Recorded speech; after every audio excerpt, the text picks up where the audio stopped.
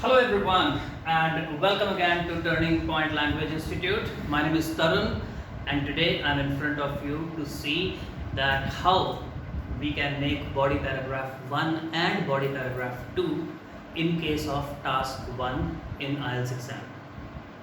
So guys, when we will write the body paragraphs, we will have to explain and highlight the main features of a graph, and for that it is very necessary that first we should be clear in our mind that what this graph is all about.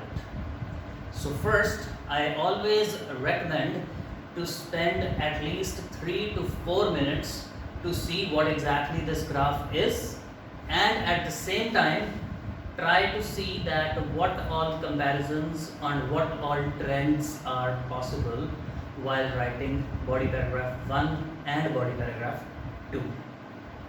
Okay, so one common line which can be used to start body paragraph 1 can be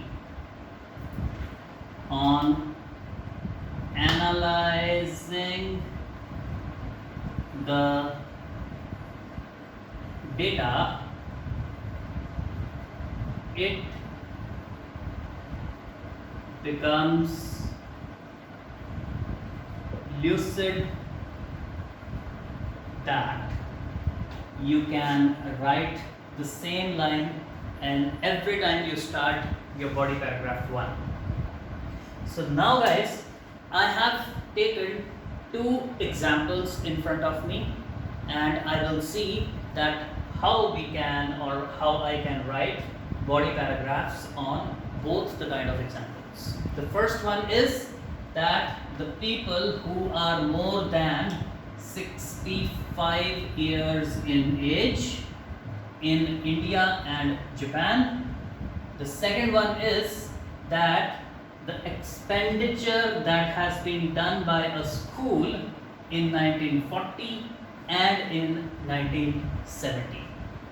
So guys, when you start writing body paragraph 1, you need to keep 2 points in your mind. Either we will show comparisons or we will show the trends. Comparison बोले तो ये इसके बराबर था, ये इसका half था, ये 2 गुना था, ये 2 कम है, ये 2 ज़्यादा है, तो we are comparing 2 things. And what is trend? 1940 से लेकर 1945 तक ये स्टेबल रहा, फिर 2 साल तक बढ़ गया, फिर एकदम नीचे गया, then it started fluctuating, then it became stable again. That is your trend. So we will either highlight the trend or we are going to highlight the comparisons in any given kind of a task. So guys, when the information is given to us over a period of time, then we will always highlight the trends. For example, this one. We have the information right from 1940 till 1960. अगर मेरे को कोई कहे कि 1957 में क्या situation थी, तो मैं यहाँ से देख के बता सकता हूँ कि 1957 में ये सिचुएशन थी. So I have the information over a period of time, and that is why we can highlight trends over there. For example, we'll say that the ratio of senior citizens in Japan in the year 1945 was 5%. After that, it started following an increasing trend for the next 5 years and reached at this value. Then it remained stable for the next 10 years and again started increasing and reached its peak value, which was 25% in the year 1965. So I have highlighted the trends because I had the information over a period of time.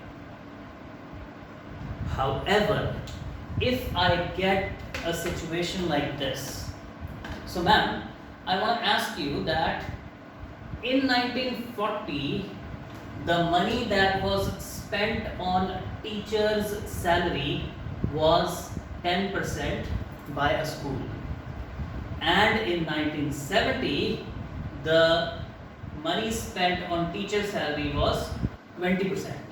So can I say that it has followed an increasing trend? No, sir. No. Why? Why can't we say that it has followed an increasing trend? Because we do not have the information in between. हमें नहीं ना पता, क्या पता वो 10% से पहले गिर के 5% आ गया हो, फिर बढ़कर वो 50% चला गया हो, फिर फ्लक्चुएट करता करता 1970 में 20% तक आ गया. So we cannot say that it followed an increasing trend. However, we can say that in 1940, money spent on teachers' salary was 10% of the total expenditure, and this expenditure doubled itself in 1970. So 1940 के मुकाबले 1970 में दुगना खर्चा हो गया, but we cannot say that it followed an increasing trend. So guys, our first motive has been taken care of. While writing body paragraph 1, I will first decide that I have to highlight the comparisons or I have to show the trends. ठीक है जी? उसके बाद आपने क्या करना है, diagram के बीच में डिसाइड कर लेना है कि कौन से ट्रेंड्स इम्पॉर्टेंट हैं, कौन से कंपैरिजंस मैं कर सकता हूँ.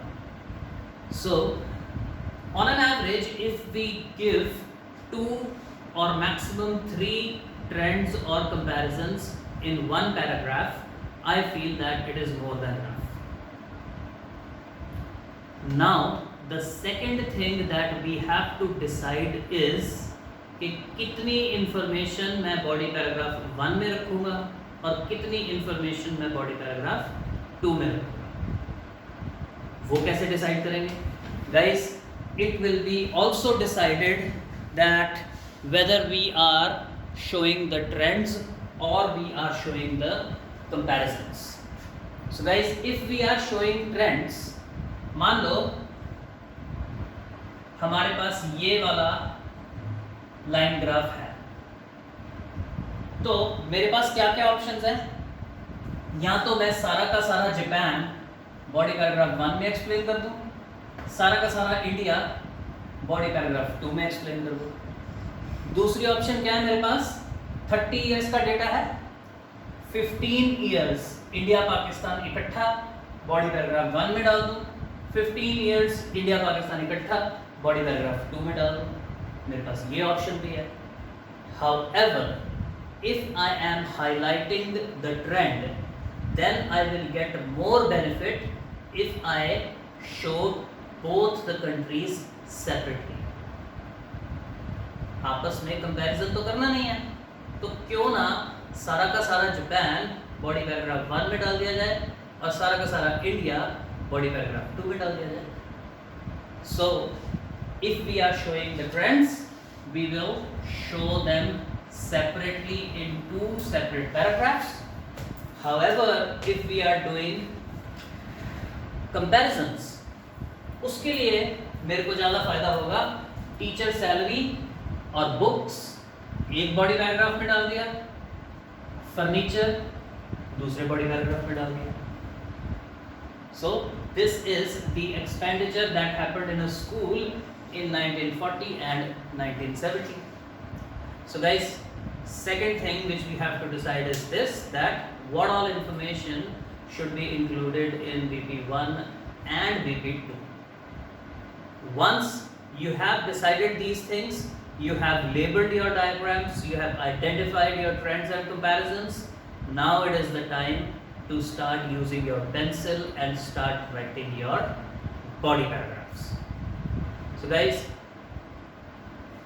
जब आप बॉडी पैराग्राफ लिखना शुरू करते हो तो मेन आपको मार्क्स कैसे खींचने हैं, by showing variations in your language.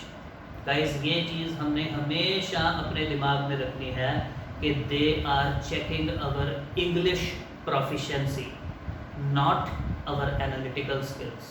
वो ये नहीं देखना चाहते हैं कि मैं कॉमर्स में या एनालिसिस में कितना अच्छा हूँ, वो ये देखना चाहते हैं कि मैं अंग्रेज़ी में कितना अच्छा हूँ। So when I will write the explanations, I will have to make sure that I give them a wide grammatical range. मुझे ऐसा सेंटेंस भी बनाना आता है, मुझे ऐसा भी बनाना आता है, मैं क्वेश्चन भी पूछ सकता हूँ, मैं आंसर भी दे सकता हूँ. So that is the thing which is going to fetch marks for you. So guys, again, time is very less. I will not be able to tell you each and everything in the same video, but please make sure that you subscribe to my channel, press the bell icon and see my subsequent videos, and I will tell you more ways that how we can go ahead and fetch marks in task 1. Or you can send me a message on the same video.